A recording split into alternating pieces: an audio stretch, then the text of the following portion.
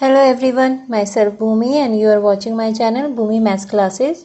इस वीडियो में मैं चैप्टर फर्स्ट करा रही हूँ, क्लास है 9th और चैप्टर है हमारा नंबर सिस्टम।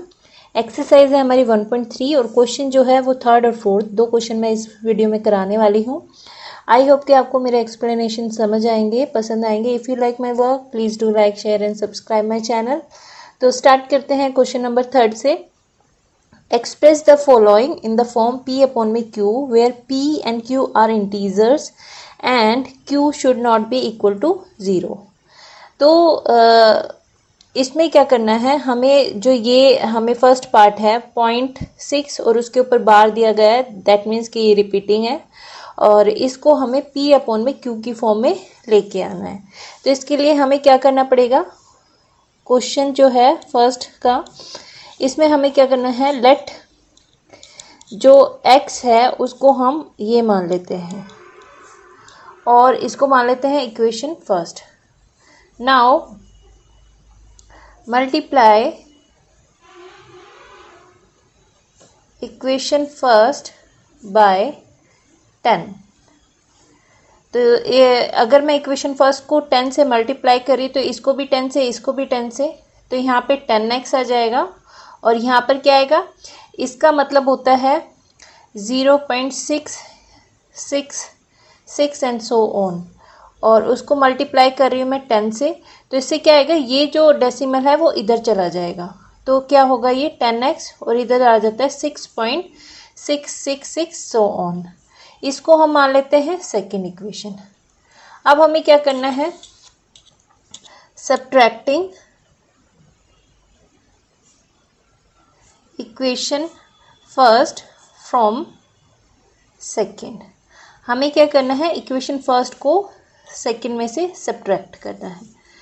तो 10x माइनस एक्स हो जाएगा और इधर ये 6.666 सो ऑन माइनस में 0.666 सो ऑन, क्योंकि जो 6 के ऊपर बार है उसका मतलब यही होता है कि जो 6 है वो बार बार आ जा रहा है और वो इन्फिनिटी तक है, मतलब उसकी कोई लिमिट नहीं है। तो अब हम देखते हैं, मैं आपको रफली बताती हूँ। अगर मैं 6.666 एंड सो ऑन उसमें से 6 ये जो है वो सब्ट्रैक्ट करती हूँ तो ये जो पार्ट है वो तो 0 हो जाएगा और यहाँ हमारे पास 6 बच जाएगा। तो सब्ट्रैक्ट करने पर हमें इस तरह से 6 जो है वो मिल जाता है। तो हमने यहीं पे ये करा, 6.666 सो ऑन में से 0.666 ये सब्ट्रैक्ट कर दिया, तो ये जो पार्ट था ये कैंसिल हो गया, हमारे पास सिर्फ 6 आ गया और यहाँ पर 9x, ये हो गया 6 और 9x। x को हम इधर रहने देते हैं और 6 के नीचे 9 ले आते हैं। 3 2 ज़ा 6, 3 3 ज़ा 9, तो हमारे पास x की वैल्यू क्या आ गई, 2/3, और यही हमारा आंसर है, क्योंकि हमें जो ये था x जो हमने माना था उसको p अपॉन में q की फॉर्म में लाना था और वो हम ले आए हैं। तो ये हमारा फर्स्ट पार्ट हो गया। अब इसका सेकंड पार्ट देखते हैं। अब इसका हम सेकंड पार्ट देखते हैं क्वेश्चन नंबर थर्ड का। इसमें हमारे पास है 0.4 और 7 बार। तो इसको हम क्या मानेंगे, इसको हम x के इक्वल मानते हैं। तो इसमें हम लेते हैं सेकंड पार्ट जो है, लेट x इज़ 0.47 बार। अब हमें क्या करना है, इसको हम इक्वेशन फर्स्ट मान लेते हैं। अब now multiply equation first by 10। इसको 10 से मल्टीप्लाई करेंगे, यहाँ पे 10x आ जाएगा और यहाँ पर 4.7 बार। इसको 10 से मल्टीप्लाई करेंगे तो डेसिमल यहाँ से इधर आ जाएगा। इसको हम मान लेते हैं सेकेंड। अब हम अगर देखते हैं 0.47 बार में से 4.7 बार सब्ट्रैक्ट करेंगे तो ये बार ख़त्म होने वाला नहीं है। तो इसके लिए हमें क्या करना है, इसको अगेन मल्टीप्लाई करना है। Now multiply equation first by 100। This time हम 100 से करेंगे। अब यहाँ पर x को करेंगे 100 से तो 100x आ जाएगा और इधर इन दोनों के बाद जो डेसिमल होगा, अगर मैं 100 लेके आ रही हूँ तो यहाँ पर आ जाएगा, तो ये हो जाएगा 47.7 बार। अब इसको हम मान लेते हैं इक्वेशन थर्ड। सब्ट्रैक्टिंग, अब हम सब्ट्रैक्ट करेंगे इक्वेशन सेकंड फ्रॉम थर्ड। अब हमें क्या करना है, इक्वेशन जो सेकंड है ये वाली इक्वेशन, उसको थर्ड में से सब्ट्रैक्ट करना है।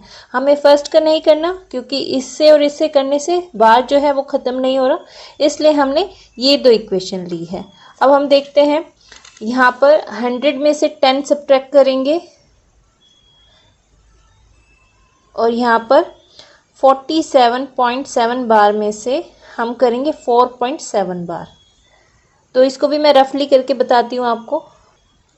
अब हमारे पास 47.7 बार है और 4.7 बार है। इसको सब्ट्रैक्ट करेंगे, बार से बार कट जाता है, 0 आ जाता है। यहाँ पे 47 में से 4 सब्ट्रैक्ट करते हैं 43। तो इस तरह से हमारे पास इन दोनों को सब्ट्रैक्ट करने, यहाँ पर 90 x आ जाता है और इधर 43। तो हमारे पास x की वैल्यू जो आ गई है वो 43/90, यही हमारा आंसर है। तो इस तरह से हमने सेकंड पार्ट भी कर लिया है इसका।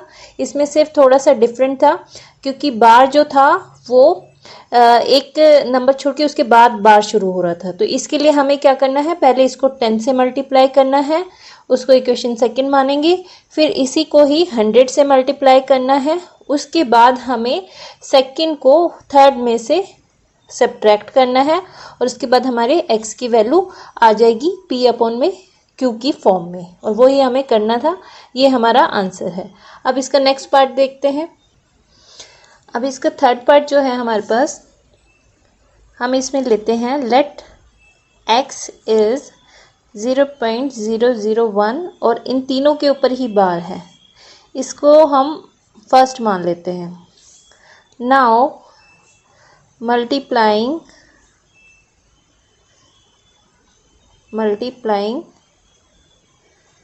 इक्वेशन फर्स्ट बाय, अब हमें क्या करना है, क्योंकि 3 नंबर हैं जो बार के नीचे हैं, तो इसको हम डायरेक्ट 1000 से कर देते हैं, क्योंकि हमें डेसिमल फिर यहाँ पर चाहिए होगा। तो इसलिए हमें, क्योंकि ये बार है, यहाँ पर करने का कोई फ़ायदा नहीं है, ये एक साथ आने वाले हैं, तो इसलिए हम 1000 से करते हैं ताकि ये बार एक जो है कवर हो जाए।